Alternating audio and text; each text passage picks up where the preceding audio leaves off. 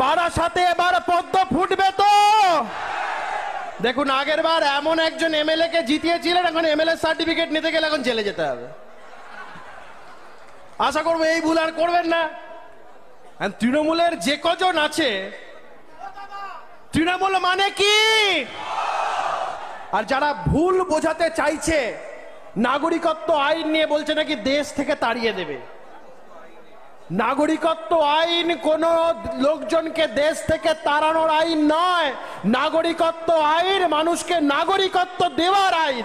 ৪৫ সাল থেকে বিভিন্ন সময় যেই সমস্ত মানুষজন যারা নিপীড়িত হয়ে ওদেশ থেকে এদেশে এসেছেন তাদেরকে নাগরিকত্ব দেওয়ার আইন। আর যারা ভুল বোঝাচ্ছে তারা চিরকালই ভুল বুঝিয়ে এসছে। ছোটবেলা থেকে আমরা শুনে এসছি, যেরকম কোনো বাজে সঙ্গে গেলে পাড়ার লোক খবর দিয়ে দিত, বাড়িতে বলতো যে এরকম ছেলে বাজে সঙ্গে মিশছে। আমরা সকলেই বাজে সঙ্গ ত্যাগ করতে হবে। চোরেদের সংস্পর্শে থাকা যায় না। ভদ্রলোক আর চোরেরা একসাথে থাকতে পারে না। চোরেদের একটাই জায়গা, সেটা আপনারা যখন বললেন, আমি যখন বললাম চোর ধরো, আপনারা কি বললেন? চোর ধরো। মোদিজি সেটাই করবেন। উনি বলেছেন না খাউঙ্গা না খানে দুঙ্গা। মোদিজি বলেছেন না খাউঙ্গা না খানে দুঙ্গা।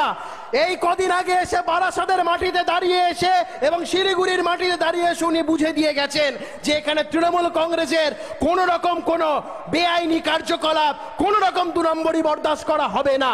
প্রত্যেক কটা মুহূর্তে একটা জিনিস আপনাদের শুধু বলে দিয়ে যেতে চাই যে এবার যে নির্বাচন, এটা আমাদের মোদিজিকে কিছু দিতে হবে। আমাদের দেখুন, মোদিজি ক্ষমতায় আসবে এই নিয়ে কোনো সন্দেহ নেই। আমাদের যেটা করতে হবে, যে পরিশ্রম এই মানুষটি করছে, আমাদের এই রাজ্যে মাননীয় বিরোধী দলের নেতা মাননীয় শুভেন্দু অধিকারী মহাশয় যে পরিশ্রম প্রত্যেকটি বিজেপির কার্যকর্তা করছে, আমাদের একটাই লক্ষ্য এই রাজ্যে তৃণমূলকে শূন্য করা। আপকি বার ৪০০ পার তো আছেই, সাথে সাথে এই রাজ্যে তৃণমূলকে নির্মূল করতে হবে। যদি আমরা ২৪-এর নির্বাচনে তৃণমূলকে নির্মূল করতে পারি, ভগবানের দিব্যিকে বলছি, এটা বিজেপি দল, আপনারা ধৈর্য ধরে রাখুন। ২৬ অব্দি অপেক্ষা করতে হবে না।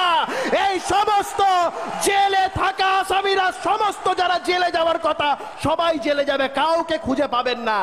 আর এই রাজ্যে মানুষ পরিত্রাণ পাবে, বেকাররা চাকরি পাবে, যারা সরকারি চাকরিজীবী তারা ডিএ পাবে, সমস্ত মানুষের হাহাকার, সমস্ত মানুষের অভাব অভিযোগ মিটবে।